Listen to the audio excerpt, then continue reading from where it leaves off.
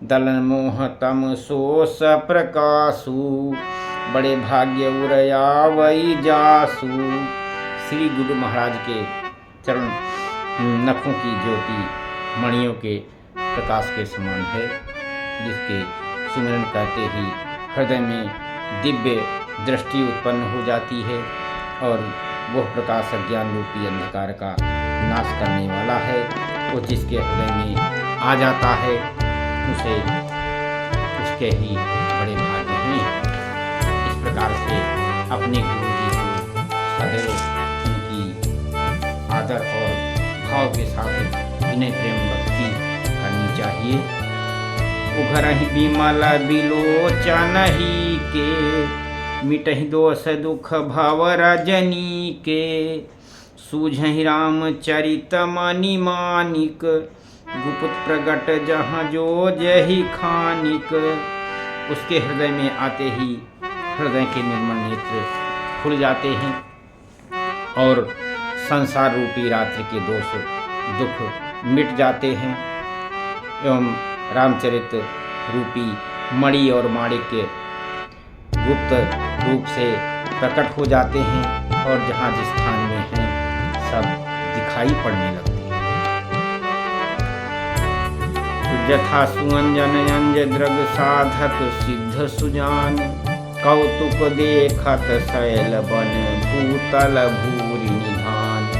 जैसे सिद्ध जनों को नेत्रों से लगाकर साधक सिद्ध और सुजान पर्वतों और वनों और पृथ्वी के अंदर कौतुक से ही बहुत सी खाने देखते हैं। गुरुपद रज मृदु मंजुल अंजन, नमिय द्रग दोष विभंजन।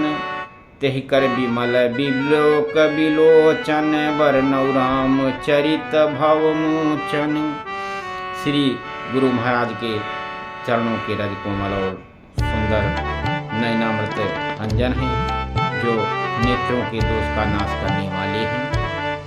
उस अंजन से विवेक रूपी नेत्रों को निर्मल करके मैं संसार रूपी बंधन से छुड़ाने वाले श्री रामचरित्र का वर्णन करता हूँ। बंदे प्रथम मही सुर चरना, मोह जनित संशय सब हरना। सुजन समाज सकल गुण खानी, करो प्रणाम सप्रेम सुबानी। तो पहले पृथ्वी के देवता ब्राह्मणों के चरणों की वंदना करता हूँ, जो अज्ञान से उत्पन्न सब संदेहों को हरने वाले हैं। फिर सब गुणों के खान संत समाज को प्रेम सहित सुंदर वाणी से प्रणाम करता हूँ। साधु चरित शुभ चरित कपासु, निरस विशद गुणमय फल जासु।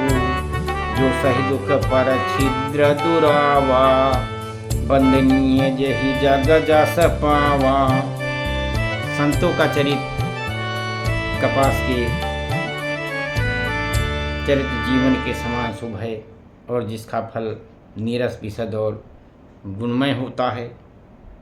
कपास की डोडी नीरस होती है और संत चरित भी विषयासक्त नहीं है, इससे वो भी नीरस है।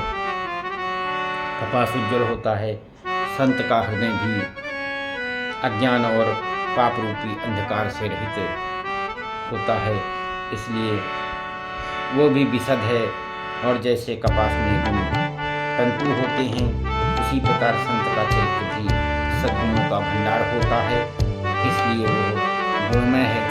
जैसे कपास का धागा सुई के किए हुए छेद को अपना तन दे करके ढक देता है, अथवा कपास जैसे लोढ़े जाने, काटे जाने और बुने जाने का कष्ट सहकर भी वस्त्र के रूप में परिणित होकर के दूसरों के गोपनीय स्थानों को ढकता है, उसी प्रकार संत स्वयं दुख सह करके दूसरे के छिद्र दोषों को ढकता है, जिसके कारण उसने जगत में वंदनीय यश प्राप्त किया है।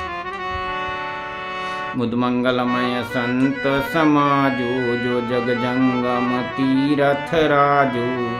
राम भक्ति जहाँ सुर सरि धारा, सरसई ब्रह्म विचार प्रचारा। संतों का समाज आनंद और कल्याणमय है, जो जगत में चलता फिरता तीर्थराज प्रयाग है। और जहाँ उस संत समाज रूपी प्रयागराज में राम भक्ति रूपी गंगा जी की धारा है और ब्रह्म विचार का प्रचार सरस्वती जी है। विधि निषेधमय कालीमाल हरणी, करम कथा रविनंदनी बरनी, हरिहर कथा विराजत बेनी, सुनत सकल मुद मंगल देनी। विधि और निषेध यह करो और यह न करो रूपी कर्मों की कथा कलयुग के पापों को हरने वाली सूर्य तनया यमुना जी हैं और भगवान विष्णु और शंकर जी की कथाएं त्रिवेणी रूप से सुशोभित हैं, जो सुनते ही सब आनंद और कल्याण को देने वाली हैं। बट विश्वास चल निज धर्मा, तीर्थराज प्रसमाज सुकर्मा, सबहि सुलभ सब दिन सब देशा, सेवत सादर समन कलेसा। उस संत समाज रूपी प्रयाग में अपने धर्म में जो अटल विश्वास और है वो अक्षय वट है और शुभ कर्म ही उस तीर्थराज का समाज परिकर है। वो संत समाज रूपी प्रयागराज सब देशों में सब समय सभी को सहज ही में प्राप्त हो सकता है और आदरपूर्वक सेवन करने में क्लेशों का नाश करने वाला है। अकथ लौकिक तीरथ रावु, दे सद्ध फल प्रगट प्रभावु। वो तीर्थराज लौकिक और अकथनीय है एवं तत्काल फल देने वाला है और उसका प्रभाव प्रत्यक्ष है। तो सुन समझें जन्म उदित मन मज्जहि, अति अनुराग, लहहि चार फल यछत तन, साधु समाज प्रयाग। जो मनुष्य इस संत समाज रूपी तीर्थराज का प्रभाव प्रसन्न मन से सुनते और समझते हैं और नित्य अत्यंत प्रेम पूर्वक इसमें गोते लगाते हैं, वे इस शरीर के रहते ही धर्म अर्थ काम और मोक्ष चारों फल पा जाते हैं। मज्जन फल पेखिए तत्काला, काकहु हितिक बकौ मराला, सुनिया चरज करे जन कोई, सत्संगत महिमा नहीं होई। इस तीर्थराज में स्नान का फल तत्काल ऐसे देखने में आता है कि कौवे कोयल बन जाते हैं और वन में हंस।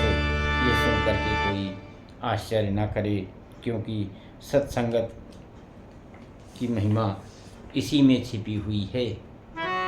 लक्ष्मी नारायण नारायण हरि हरि, श्रीमन्नारायण नारायण हरि हरि।